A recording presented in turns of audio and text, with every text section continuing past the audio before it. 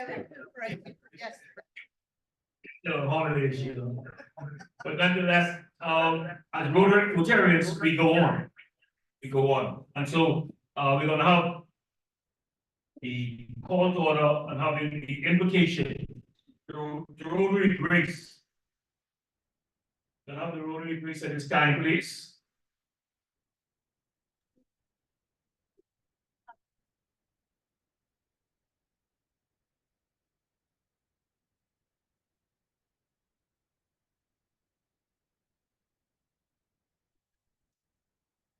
Rotary Grace.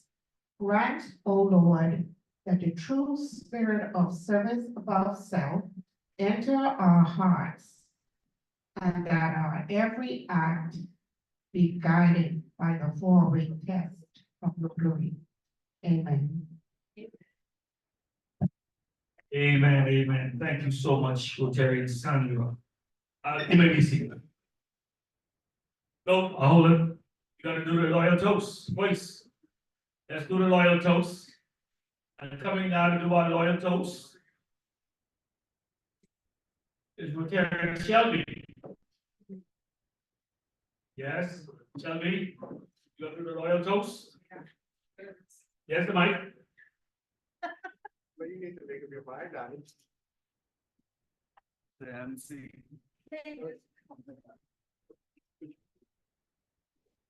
To the King and Commonwealth of the Bahamas.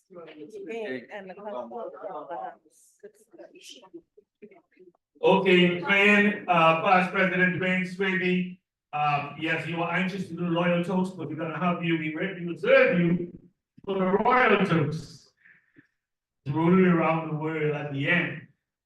Like, so we want, of course, I'll be putting you on guard now, because you need to sound like, you know, Yeah, my voice ain't that. yeah, you gotta sound like Larry. So you're on call for that. But I trust to know that all of you would have had a very good, exciting, restful, with Monday holiday yesterday. Wasn't it good? Wasn't it good, Rotary? Yes. Club of Nassau? I sound like yelling at much fun. But I'm gonna do want to go to the beach. And now it's too cold. But of course, it was like now a day off in anyway, God. We want to just give apologies to Rotarian Darren and Rotarian Jamal in the absence. Unfortunately, duty calls and they could not be here this time. But nonetheless, we continue to go on. And we welcome those of you who are online and those of you in person. So do we have any visiting Rotarians online? Because we have none in person. Do we have any visiting Rotarians online? Yeah. Hi, can I speak? Yes, go ahead. You can. Signal. Yeah. Hi, good afternoon, all. I'm Melanie Halkitis from the Rotary Club of Nassau Sunrise. Okay, good. Welcome. Rotarian Thank you. Alcides, Rotary Club of Sunrise. We are Thank happy. Hello, good day. Hi, thank you. Hi, good day. Hi, good day.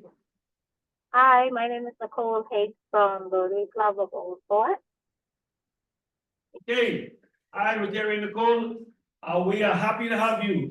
Happy to have Old Fort. Old Fort is in the house, ladies and gentlemen. Old Fort is in the house. God, we are so happy that you're able to join us online. And we trust and pray that this meeting be very, very inspirational to all of you. Anyone else? That's it? Okay, Father shall be saying that's it. We don't have any more visiting Rotarians. Do we have any visitors of Rotarians online? You've been invited to RCN meeting by a Rotarian, but you're not a Rotarian as yet. Do we have anyone fitting You that? surely do. You surely do. Yes. Good evening, everyone. My name is DeAndrea Saunders Curry, and I am the guest of Shelby. So good to be in the house. Okay. No, I know Shelby in the house. She has a guest. Welcome, welcome, welcome. We are so delighted that you're able to join us. And you are with Miss Shelby, so you are exciting and you are, I guess, on your way. On your way to becoming a good Rotarian as well. Thank you so much for joining us. We are just so happy and delighted that you took time to be a busy lunch schedule. Lunch with us. Hi, Do good we have day. any? Yes, good day. My name is Crystal McLean Turnquest, and I've been invited by Shelby Bryce as well. Okay, Shelby is loaded up today. Thank you very much, Mr. Chairman. Shelby is loaded up. Let's give a round of applause to Shelby. We're telling Shelby, no wonder why she's in person today. I tell you, I was wondering why.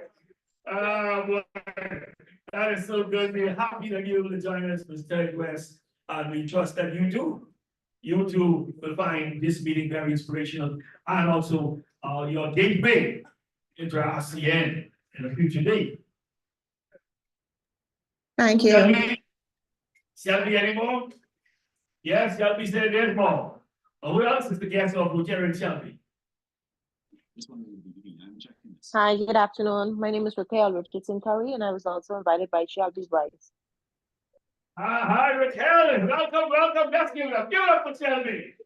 Give it up for Rotarian Shelby. I tell you, wow.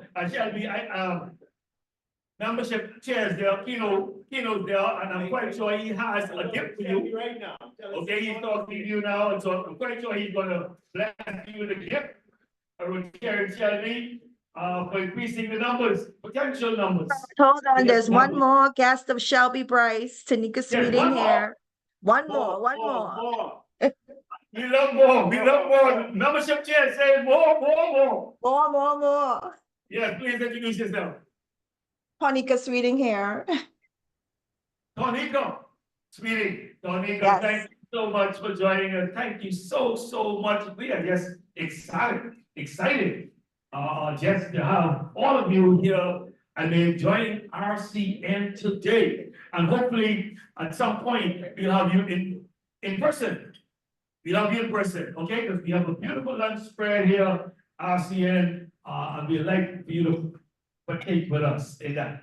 I see my good friend, Ms. Wilkie, eludes by here. Wilkie, it's a pleasure to have you in person.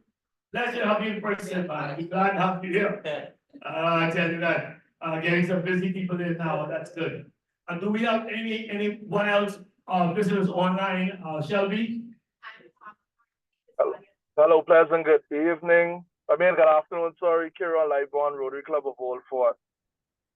All right, Kieran, that's good. Old Fort in the house, and we're so happy to have you here, Old Fort. Thank you so much for joining us.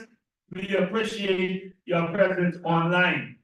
And Shelby said there's one more, McCartney. Yeah. Okay, McCartney, we understand your audio isn't working, but we want to welcome you as a guest of Rotarian Shelby. She has a long line of potential RCN members, and we are just happy you've come to the right place to make it all happy. You know, as we move on, I don't know if there's any more guests. But as we move on, we want to get back to the true essence of Rotary and what it's really all about. We are a service-oriented community of professional individuals who come together, we strategize, we think of ways of how to better our community, how to better mankind, and how to better the world all around. That's as simple as it gets. And so if you want to be a part of bettering your community, bettering mankind, being of service to others, you're welcome. We welcome you here at RCN. And so we're going to move straight along and moving on now. We have a guest speaker in the house, ladies and gentlemen. I'm quite sure she will not disappoint. She is my namesake. And so she will come on shortly. But Madam Secretary, is there any announcement, any update? Membership Chair, is there any update? Yes, one quick update. Yes. One quick update, other than five, remember persons like Shelby, invite persons out to the meeting. Come on, let's give it up for Shelby. I think that's a great thing. And of course, we haven't said, Wilkie's been paying another $5 for this meeting. Whenever members come up, but we also want to, I think it was 2 weeks ago, during our Mother's Day celebration and a celebration of females, we all made a commitment. I don't know if you remember that. We all made a commitment that we would give a donation in honor either of your mother or of a female that has made an impact in your life. A minimum of $25. Some persons gave 25, some persons gave 50, some persons gave $100.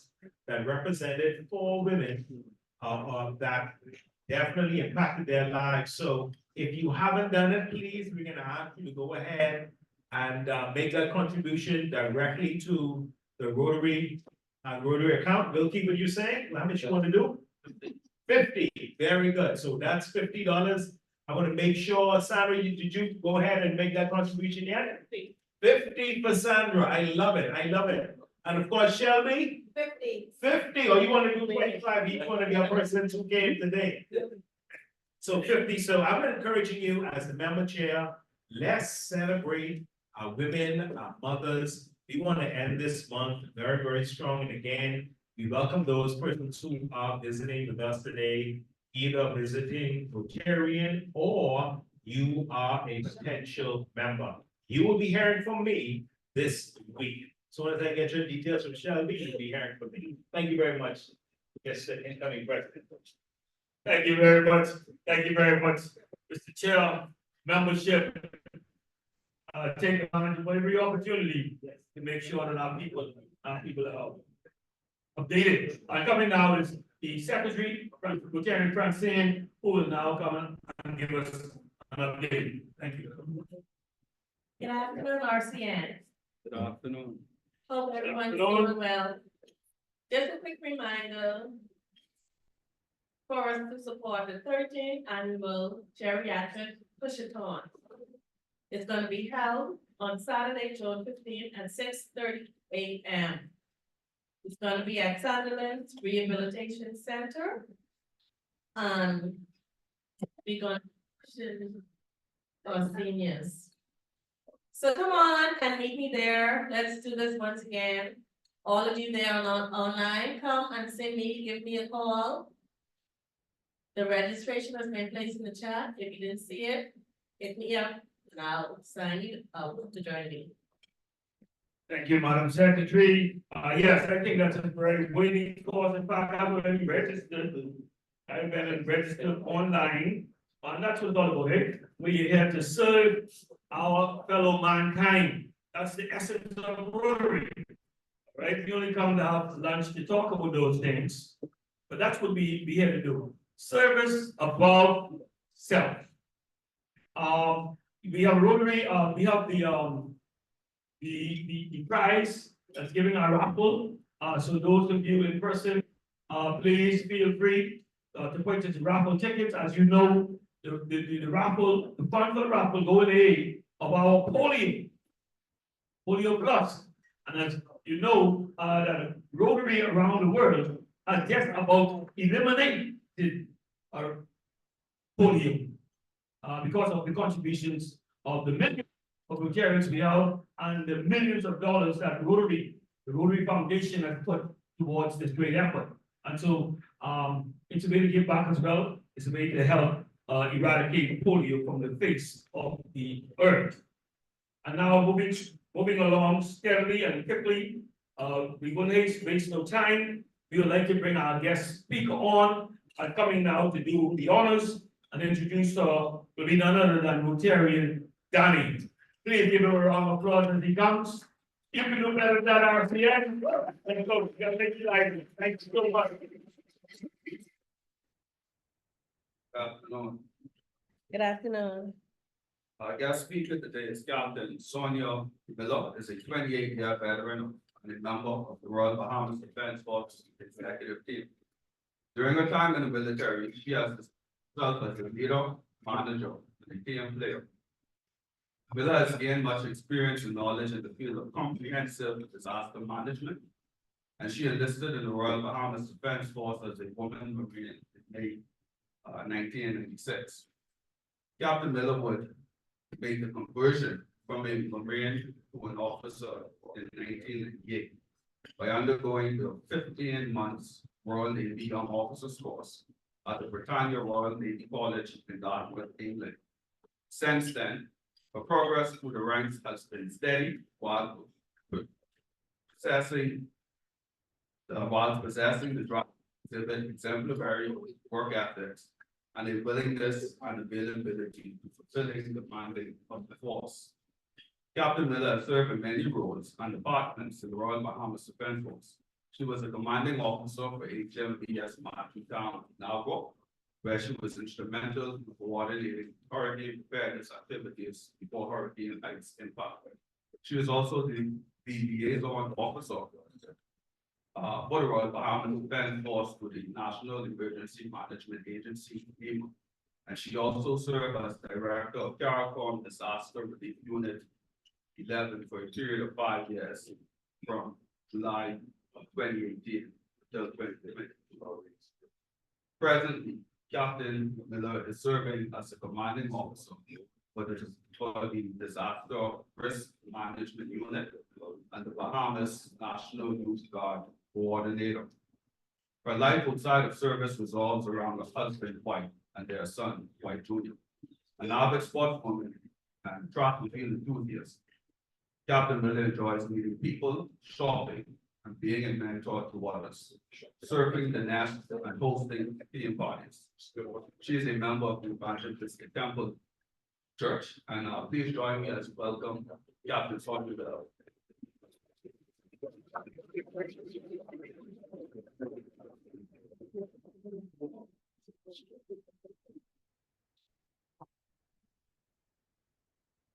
Not the whole moderator, Terry Chuck.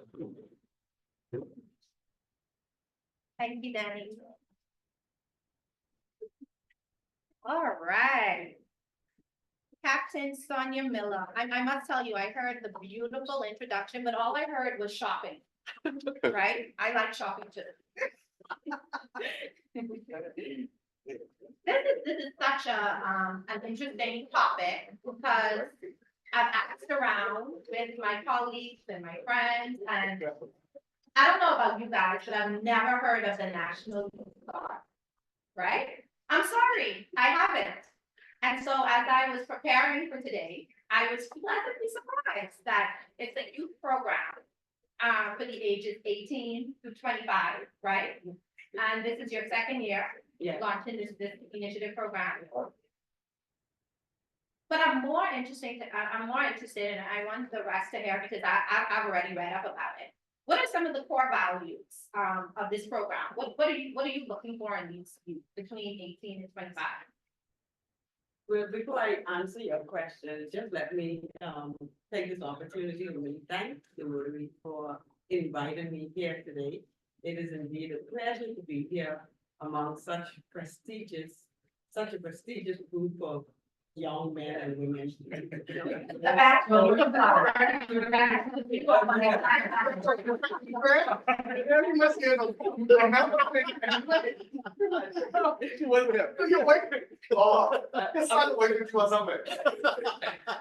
Sandra has been my neighbor for years. Probably one of them. That's why she is all my client. But it's indeed a pleasure to be here, and I look forward to discussing the Bahamas National Youth Guard program.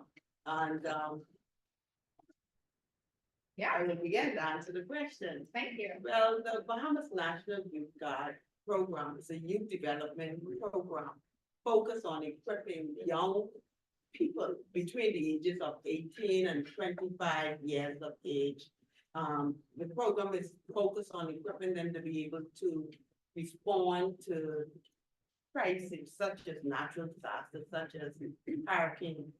It's also a youth development program where we focus on teaching our young people how to volunteer, how give them the spirit to be able to volunteer themselves and have them to commit to be active participants within their countries. So we have been focused on just I should say, we've been focused on just changing the mindset Yes. of young people in terms of making them want to help when it's necessary. And also it's a program that's also geared towards equipping them and making them more employable. Yes. So not only do they come and be in the program and receive training in disaster management, that we also seek to make them much more employable. So at the same time, we offer them, we partnered with Bahamas Technical and Vocational Institute, and they provide the technical skills. These skills are in either plumbing, electrical, welding, they did some welding. And so we also partnered with NTA, National Training Agency, and they have provided them with the soft skills that they need for the interview and how to fill out those resume and what are the do's and don't when you conducted interviews and what they should be focusing on when they are employed and some of the things that their employers are looking for. And so we do that. And then also there's a military component to the program. Well, you know, the program is under the Royal Bahamas. Right, of course. So we have to put our little military touch in there to bring that discipline there. You know, if you want to be a part of the Bahamas National, you got to have some type of military discipline and bearing in you, you know, so we try to instill that foundation in ensuring that they get the basic foundation that is in military discipline and bearing. We don't give them the full gamut of military training, but we give them what they need for them to be able to accomplish their mission successfully. Absolutely, absolutely. And so if you want me to go on, I can continue. Yeah, I mean, definitely, but I have some few thought questions while you go on. Hopefully we'll tackle some of the things that you definitely brought in the presentation to talk about. One of the things I noticed was that you give a stipend, right? So you have a 3-month program. Yeah. You have a stipend, what is it, $250 a week? Is that, no, 250 a week? No. That's a salary. Yeah. Now, the Bahamas government is with, when we say we partner with these other private and public partners, we also pay them to provide a service. Right. So they are providing paying them to provide valuable training to these individuals. And so they get paid a stipend to learn. Now the stipend is only a stipend. We don't call it a salary because it's not. So we won't say the amount then. It's not $250, but I could say it's a little bit less than that. But it's more. It's almost there. Okay. We're working together. So they can get some cereal and. Yes, but Okay. remember now, while they're part, okay, let me go back. The program has 3 phases. Yeah. The first phase is a 10-week live-in training. Everything is provided. So you don't have to pay for anything. Your sleeping accommodations, your meals, your uniform, everything that we do within the program, we provide for you. If you need cold medicine, flu medicine, those little basic stuff, they are provided for you. And so there's no need even for them to spend money within the program because the government is paying for everything. And so they just get the stipend just to say, you know, you have something in your pocket because most of these people, they're unemployed. So it's a little bit kind of encouragement and motivation. But if you do add up the cost that we spend on the funding, it will be, I kid you not, probably a bit more than that, $250 a week. And when you take all of that into consideration. And so the second phase of the program is a 6 weeks internship part of it, where we find public and private partners. We reach out to them. Individuals go on, we place them into these employment areas, and they work with them for 6 weeks, and they give us a weekly actually a monthly progress on them. And, we still continue to pay them the weekly stipend. And then as the third phase of it is actually where they would have graduated, they would have graduated after phase 2. And then the third phase is where we have them on call to assist, like this is the hurricane, we're just about to go into the hurricane season. And that's for about 2 years, right? these- So on Yeah, call? these individuals, if we need them, we call them up to assist. And that's a different phase of the program. Perfect. So I saw, when the program was launched, there were 275 persons that applied, for this cohort. 100 participated, but only 64 completed. Now that's what was recorded in the press. So can you correct me or speak to that? What happened to the rest of the persons that applied? Why didn't they complete the program? Did they drop out? Was it too hard? Was it something that they just couldn't? Okay, the numbers you gave is for cohort 1. Okay. And, cohort 1 was, held underneath the Ministry of Youth, Sports and Culture. Okay. However, I can speak to cohort 2. That's the program now. But now the program was transferred over to the Ministry of National Security and placed under the purview of the Royal Bahamas Defense Force. But I can tell you why I could see it happening, because similar thing happened with cohort 2. And it's not, we didn't have those numbers. No, I was about to ask you about that, because the numbers drastically decreased. Because the second cohort. when you launch a program, there's always that interest. Yeah. Initially, and so you have that interest, so people would sign up. But then when we go through the interviews and all of that, then you realize that, hey, some people realize that the program, how it's designed, is not for me. The program is more for people. Especially with all that working out, not everybody want to work But- early. Well, ironically, that's not the issue. Wow. The program was basically designed for people who are currently not employed.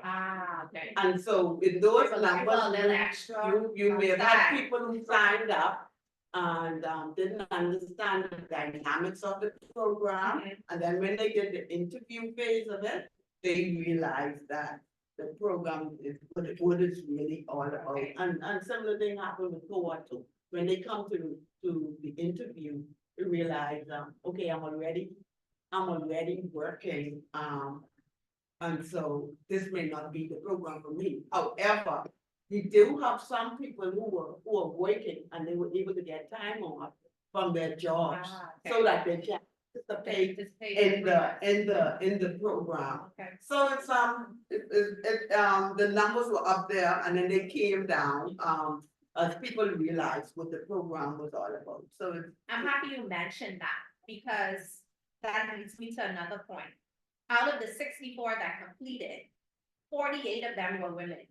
Can such a program then reform young men that are not working, getting themselves into trouble, that may be on some type of out of jail, what do you call it, bail, that can be productive citizens? at this moment, the program really is for people who have no criminal. Because remember now, you're coming in, you're living on board a military base. You're going to be exposed. Isn't that a bit biased though? Because it is a youth program. Shouldn't it be a program that can transform, reform? Can we look at some possibilities of introducing these persons back into society that may have made a mistake? Yes, I wouldn't rule anything. Okay. I will not rule anything. Anything is possible. And it is something that, a topic that comes up every now and again. Okay. But just that when you do that, you have to have certain foundations in place to be able to support whatever decisions that you make. And so, however, I can say though that the program is there to assist those young people who are also who are at risk. Okay. Because you have a lot of people out there, they are just walking that fine, thin line between going to Fox Hill Prison and walking the straight and narrow. And so the program really is geared towards those people who are out, those young people who are out there, you know, they're not working. They need to find something constructive to do. They don't have the educational background. They're not unable to get a job. And that's why we get the BTBI and NTA on board to help individuals such as these to come into a program. They may have left high school and didn't have the BJCs or the BGCSEs that they needed to graduate. This program is for people like that. You can come in, it's almost like a second chance program to catch those people before they tip over and head in the wrong direction. And why the living training, why live on board Coral Harbor Base or on the police training compound like they did in Grand Bahama. And the reason why we do that is we give them that military training, that training, we do that because we want them to get that camaraderie instead of them going in the wrong direction and hanging with the wrong group of people. When we bring these group of people together now, you have a mixture of mindsets, and for the better part, for the most part, a lot of these mindsets are more positive than negative. So they feel a sense of belonging, just like how you help people when they're in training entries. My entry and we just celebrated 28 years on Monday. So, last Monday. And so we always come together and we do stuff. And we not only do that at the end of every year, every so often, we lean on one another for that support. So we make them feel as if they are part of a network.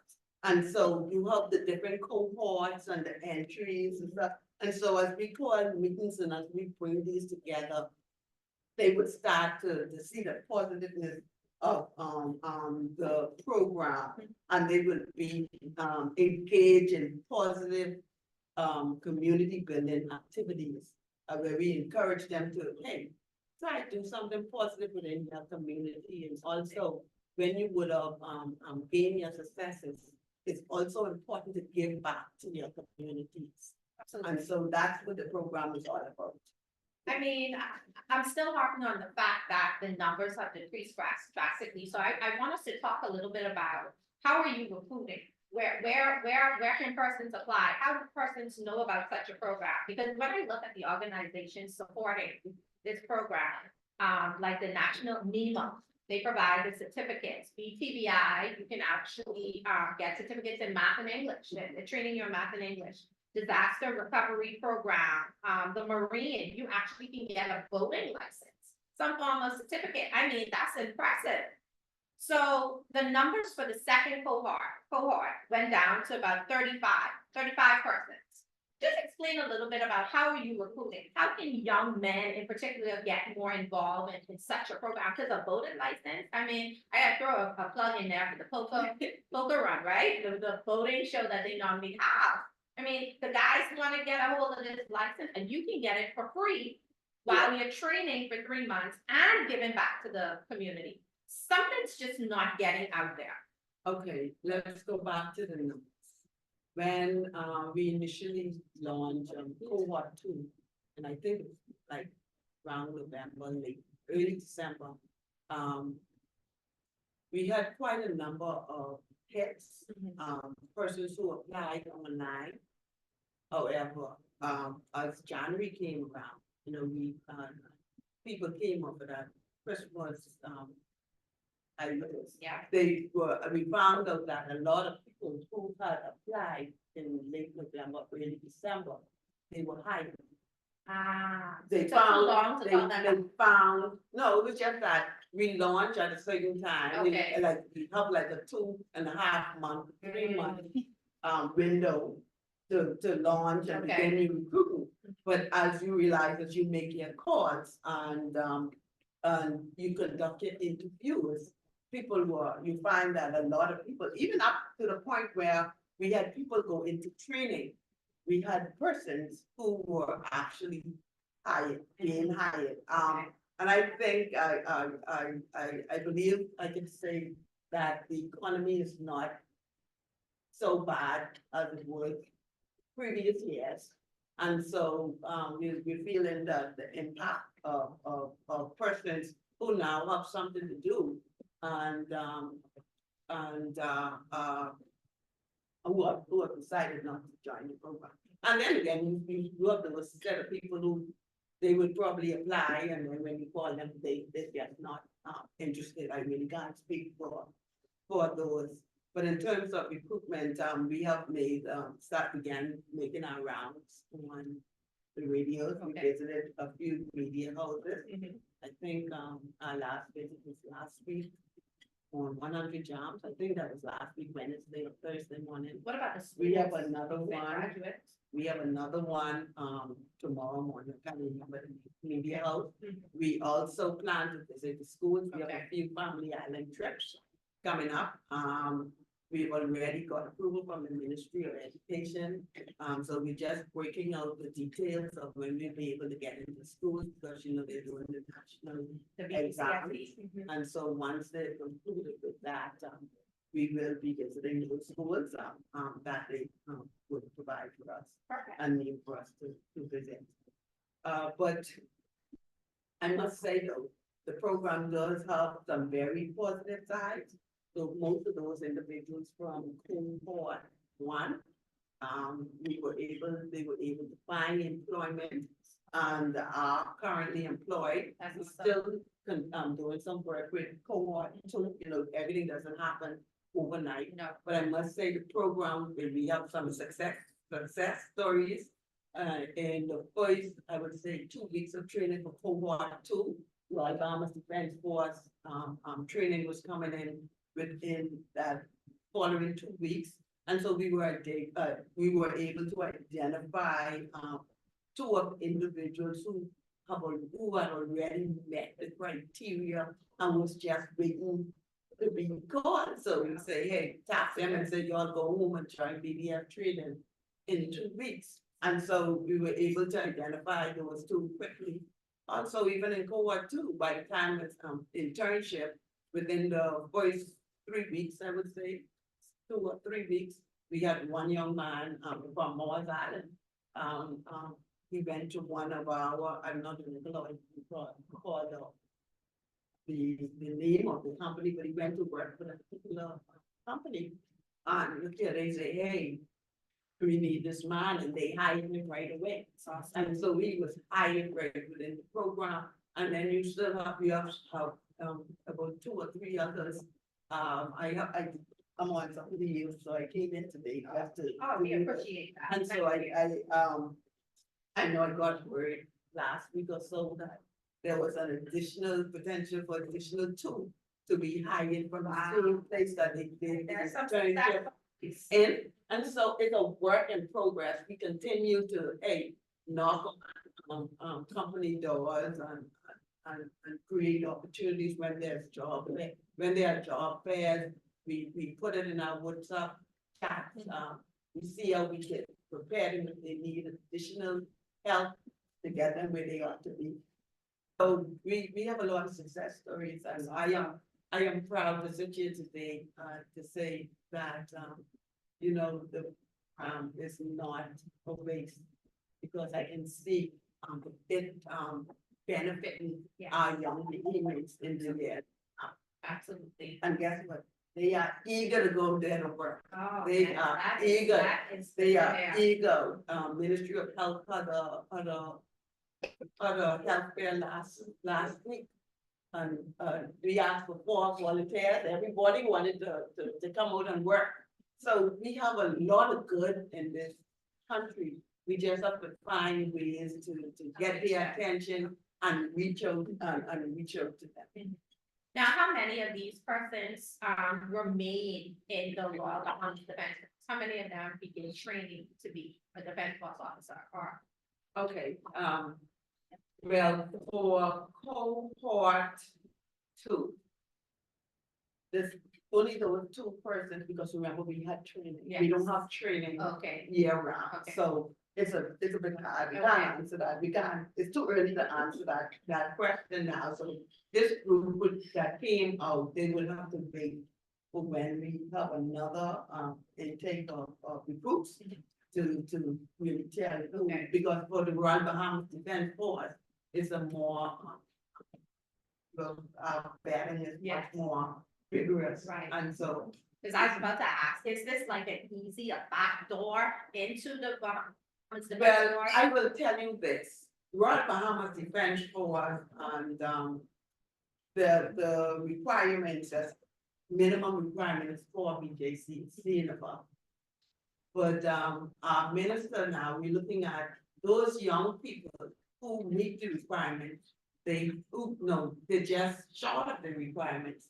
Let's say they have the math and English that is required, and they just need 3 more BJCs, which is any other subject. So if you have the math and English and you fall You get short, that from BTBI. yeah, you fall short with at least 1 BJC. If you graduate from the program, successfully complete the program, that could fill that void. Wow. So. That's the news. It could fill. And I didn't mention even with BTBI, these people leave BTBI when they finish the program.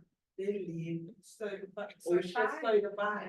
And I They see get there their carpentry, OSHA certified. electrical services, Plumbing. plumbing. We introduced, some welding. Wow, And, that's impressive. this, my, defense force have a lot of mechanical staff, and they are urging me to do some, mechanical component to it, and so we probably will add that, try to add that component to the next cohort.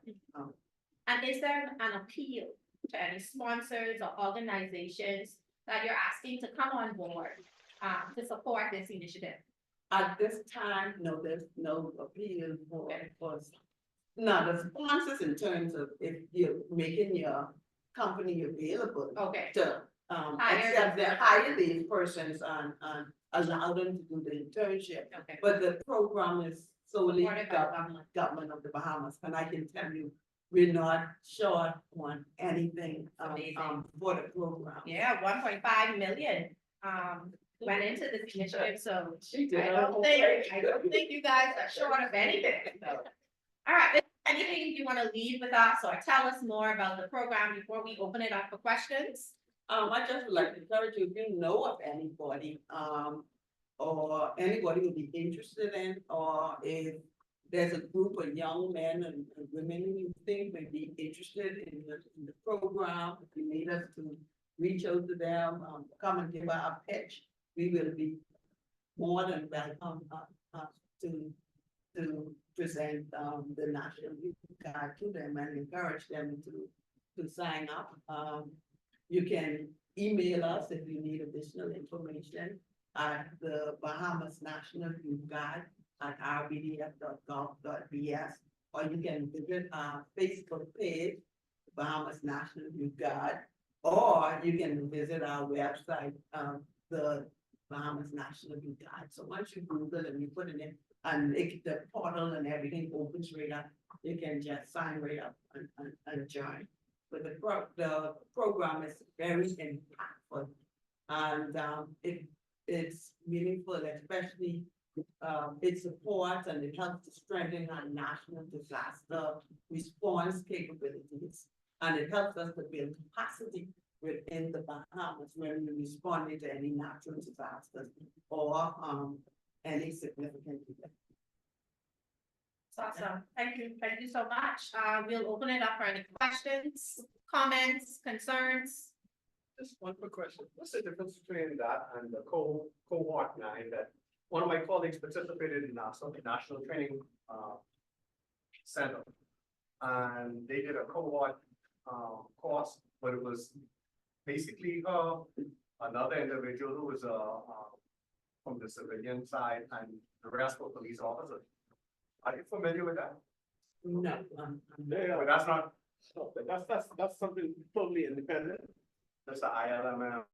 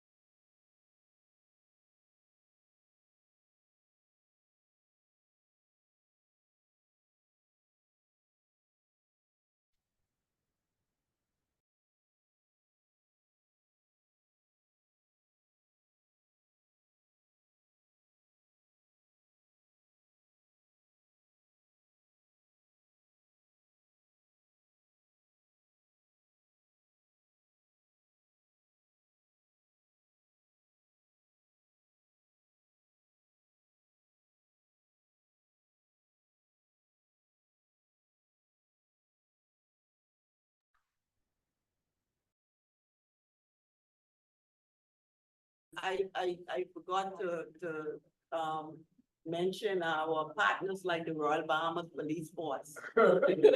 So Mr. Davis, the police force, has been partnering with us. They've assisted with the firefighting component. And I must say, they did an excellent job. No longer than last week in Andrews, they had a wildfire. Yes. And I had a National Youth Guard, he was all get up in his t-shirt and his pants, and he called me to say, Captain Miller, get some help. I need you to get some help. You're fighting this fire. Can you hear it? And yeah, and he was so enthusiastic. And do they have their own gear, like And vests all of or that. anything? Well, we provide them with the basic, yeah, Okay. they have their fatigues and they have their coveralls Okay. that they can wear. And so he was so excited, I told him, calm down, remember safety, safety first. And so it made me so proud, you know, to know that, you know, they're going out there and they're helping. And what I should also mention that these National Youth Guard are not only based in New Providence. Right. They are all through our family Family islands. We have, from just of a memory, Grand Bahama has our second largest grouping. We have Abaco, we have Indutra, we have, Inagua, I'm not sure if it's Exoma, I don't think it's Exoma. I think I saw it go in the front. Long Island, Exoma would have been from cohort one. Okay. Yeah, Long Island, and so we're basically touching all of the islands.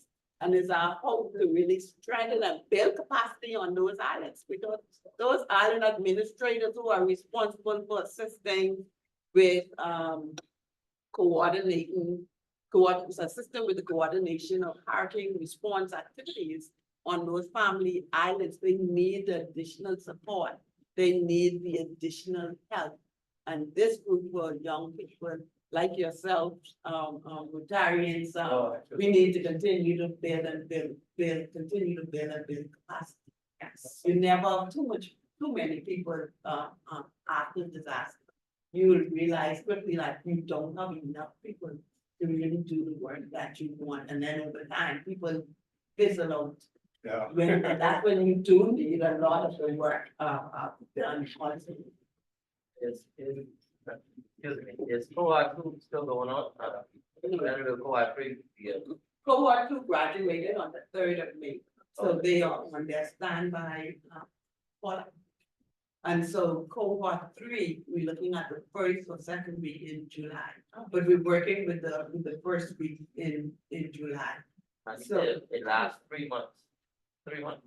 2.5 months for phase 1, and then there's a 6 weeks internship. And then once they finish internship, they graduate from the program, and then they remain on, when I say remain on standby, we still use them.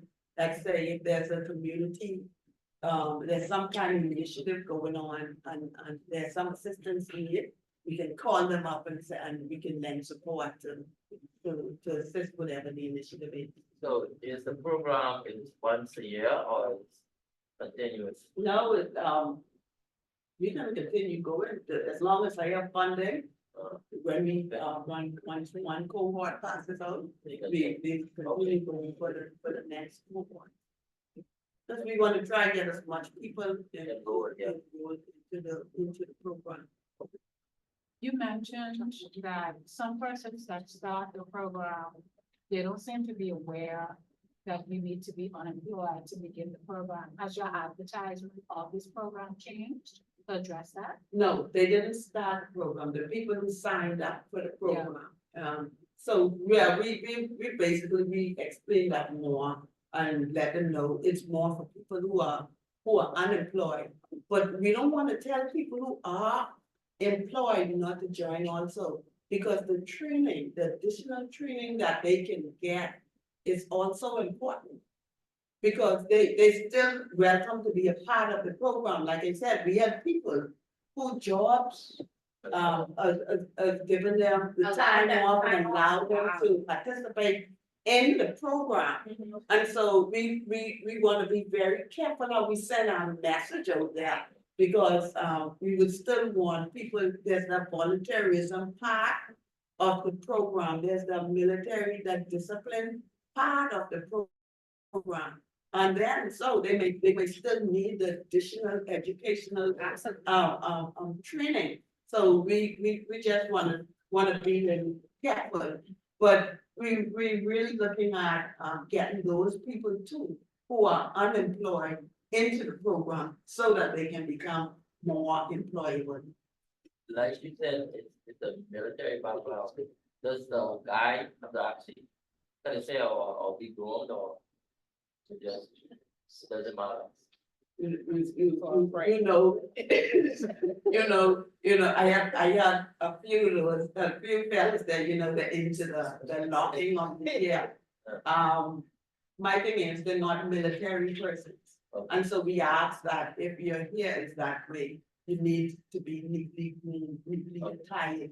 You can't have the locks hanging all over the place because we're gonna put you in. You gotta look smart in your uniform.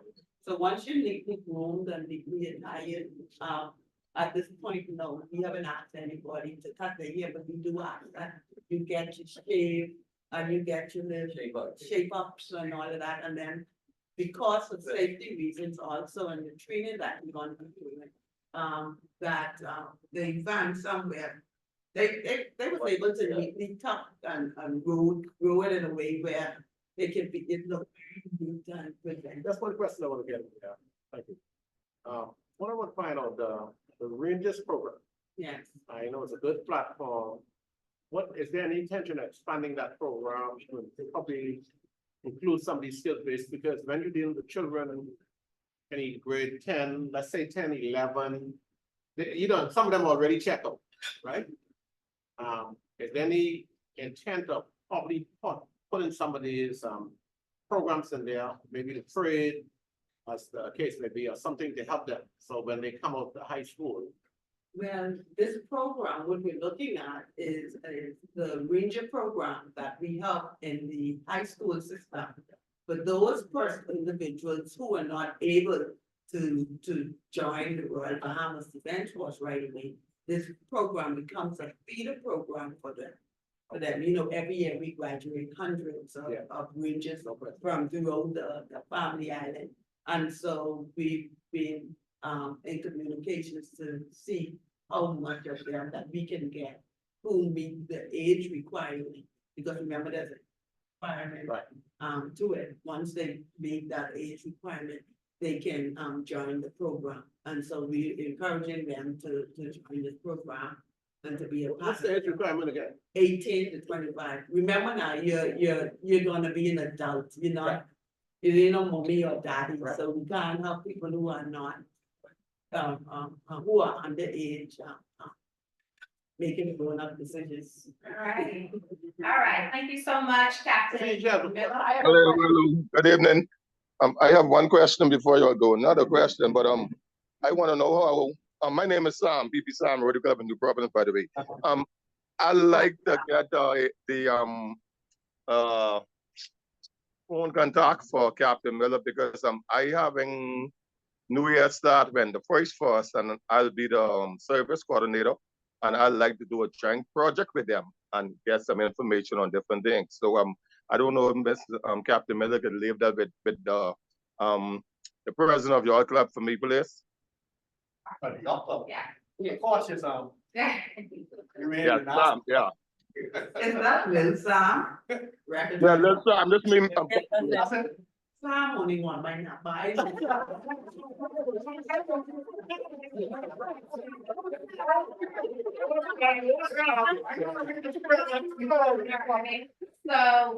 are no other questions, one more time, sorry. Is there any formal education part? I know you said that some people maybe haven't come up to the standard in the BJC and so on. Do you do any little formal part of the English or Maths at all? Yes, we introduced the English and Math at the BJC level for those who actually for everybody does everything. But I should have mentioned there's no educational requirement to be a part of the program. That's so good. That's okay. But you must have a clean police record. Yes, the only thing is that police record for now, and then we can get over that, Yeah, that's a hurdle. Yes. All right, thank you so much for being so attentive. I'll hand it now. Oh, so on behalf of Rotary Club of Nassau, Captain Miller, we just want to thank you for this informative discussion. I mean, I've learned a lot. I'm gonna go out there and push on my end. I love the fact that both organizations contribute to society. We give back in a civic way. And so we just thank you for spreading this information with us. I'm pretty sure each one of us will go in our spheres of society and push this agenda. This 1.5 million initiative. We will definitely do our part to empower the Bahamian youth. All right, so thank you so much. And thank you, guys. All right, that's it. RCN, let's give it up, give it up, give it up. Give it up for our speaker. Thanks so much. And also for Shelby done it all today. She bringing in new members, she moderating. That's why she had all the people on there. Yeah,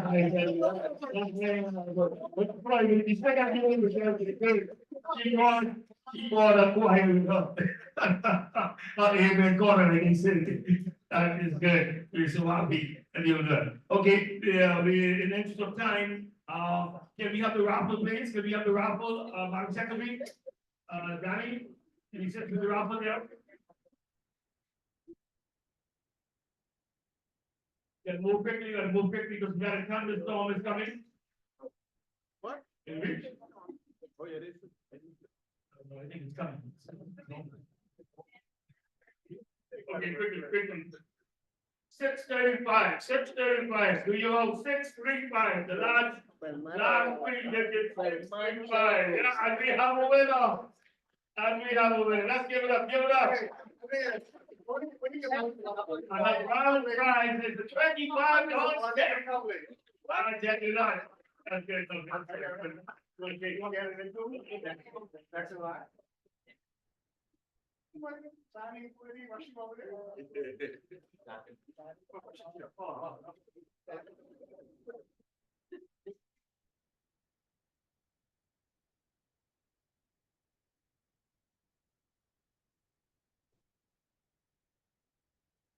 Okay, now, finally, as we go, the four-way test.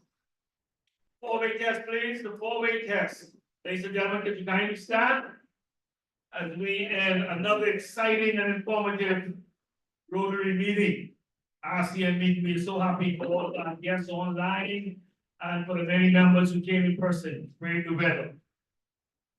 The four-way test of the things we say, think or do. Is it true? Is it fact, law, and sign?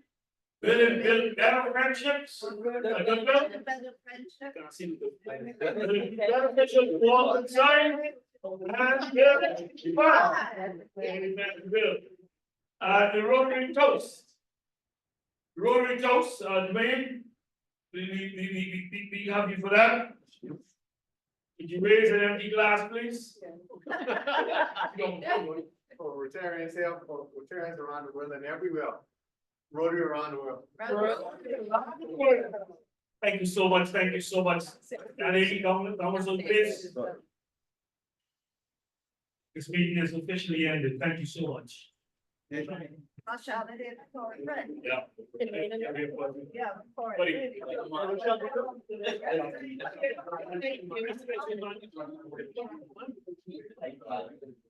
Danny, you go.